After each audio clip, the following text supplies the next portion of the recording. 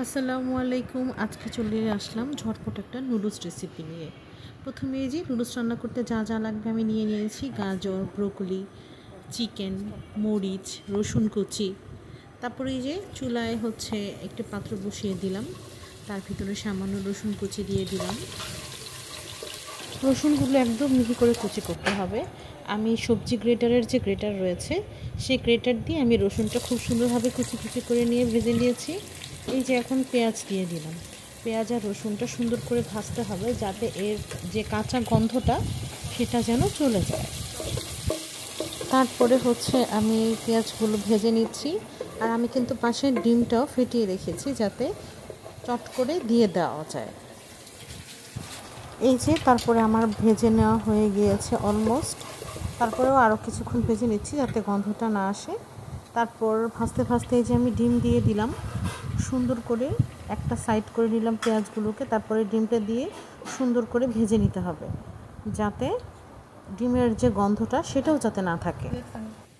আসলে নুডলস এমন একটা খাবার, আপনি চাইলে আপনার মন মতো হাতের কাছে যা আছে তা দিয়েই খুব সুন্দরভাবে রান্না করতে পারবেন এবং ঝটপট করে। তারপরে এই যে আমি সুন্দর করে চিকেনগুলো দিয়ে দিলাম। চিকেনটা কিন্তু আমি অবশ্যই ম্যারিনেট করে রেখেছিলাম। সামান্য একটু সয়া সস, টমেটো কেচাপ, গোলমরিচ, মরিচের গুঁড়া আর গরম মশলা দিয়ে মাখিয়ে এবং সামান্য একটু আদা রসুন বাটা। এই যে চিকেনগুলো দিয়ে দিলাম। এখন চিকেনের ভিতরে আমি কিন্তু আমার যে বানিয়ে রাখা যে সসটা টমেটো কেচাপ সেটা দিয়ে দিয়েছি, তারপরে পানি ছেড়ে দিয়েছি।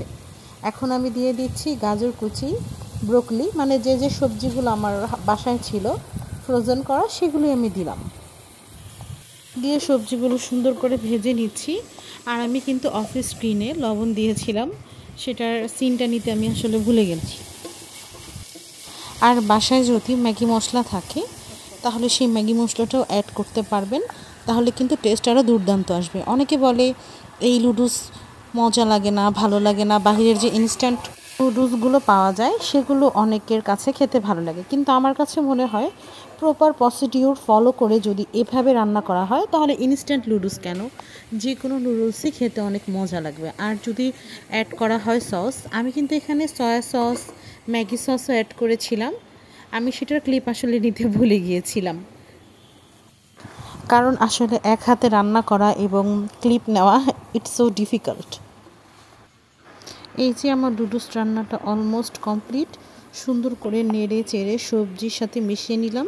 তারপরে যে ডিমটা ভেজে রেখেছিলাম সেই ডিমটা আর চিকেনটা তো আগে থেকেই রয়েছে, সেটা মিশিয়ে দিচ্ছি সুন্দর করে। এখন এই যে সার্ভিং করার সময় চলে আসলো। সুন্দর করে সার্ভিং ডিশে আমি সামান্য একটু শসা কুচি দিয়ে সার্ভ করেছি।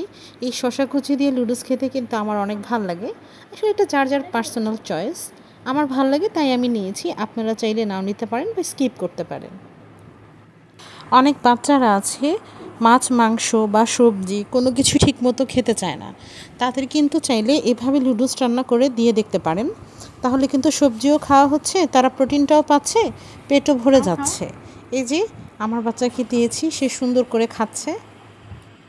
আমার ভিডিওটি যদি ভালো লাগে অবশ্যই আমার চ্যানেলটিকে সাবস্ক্রাইব করে আমার পাশে থাকবেন, ভালো লাগলে সাপোর্ট করবেন।